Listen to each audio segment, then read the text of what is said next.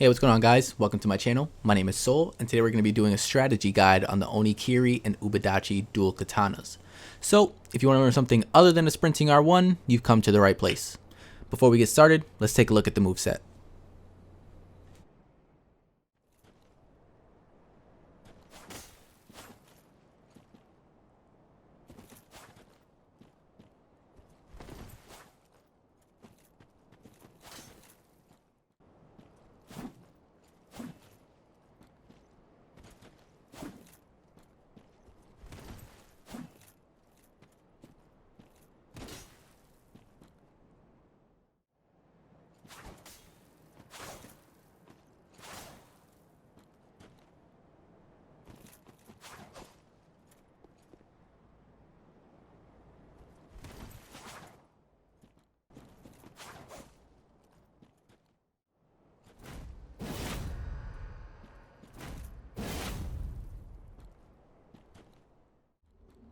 Okay, so my thoughts about this weapon. Going from Warden Twinblades to these were a nightmare for me because I didn't realize this weapon had a delay on almost all of its attacks. Once you understand this and know the timing of the delay, it's about a second, you can really start using these weapons to its full potential. This weapon is amazing for being offensive as the attacks deal a lot of damage very quickly and the delay throws off a lot of people trying to parry you, aside from obvious rolling and sprinting attacks. Being cautious but offensive is an amazing playstyle for these weapons. The first segment of this video, we're going to get into parry baiting. Parry baiting, for anyone who doesn't know, is intentionally missing an attack to get your opponent to run in and punish you, but you're one step ahead of them and are ready to parry them once they come in. For this weapon, and with most deck style weapons, you're going to want to use the charged R2s to bait them in, because you can charge the R2 for as long as you need before you see them run in and let go and be ready to parry, since the recovery time is pretty fast with those. This can also be done with the jumping attack, but is less reliable since you can sometimes fuck up the attack and just do a regular R2.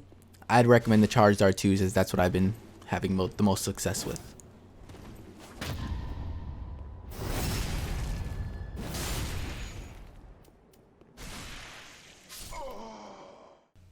Now, this is where I would usually talk about weapon arts baiting, but you can't really do that with this weapon since you just do a flying ninja attack.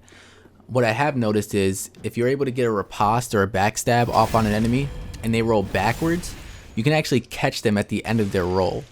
So yeah, there's that.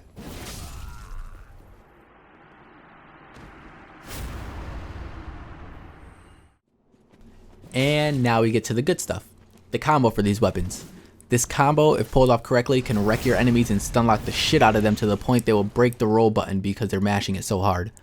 The weapon art stun lock for these katanas leaves them open long enough for another L1 or R1, but I've noticed I can never get the 2 hits out of the L1 to connect, though I have seen it happen.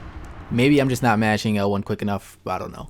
But the combo for these weapons is L1, R1, L2, L1. This is situational and will not always work with every player, unfortunately. You have to study your opponent for a little to see how they react to attacks because the L2 cannot be aimed once you're in the air. You're only going to go straight, so if they roll to the left or right or forward, you will miss them. This combo can only work if they roll directly backwards. But the good thing about this is if the L2 misses, the recovery time on it is so quick you can always get away from anyone trying to punish it, so long as you have stamina.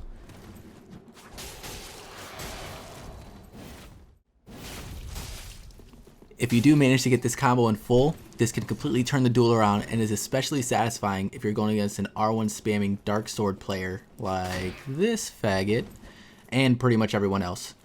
Also, it looks so badass, you're like a fucking flying ninja. So, this is the end of the video. Hope you guys enjoyed and learned something new. Please like, comment, and subscribe as I'll be doing these strategy guides hopefully every Sunday. Also, I'm going to try to get out more videos maybe halfway through the week as well. Just some PvP and fight clubs using whatever weapon I have a strategy guide for so you can really see them in action. So what do you guys think about this weapon? Is it beast or just a crappy R1 spamming katana? I know I see a lot of people doing sprinting R1s and it pisses me off so fucking much. It's so fucking annoying. But yeah, let's have a discussion down in the comments and what would you guys like to see me try out next? So until next time, peace out, guys.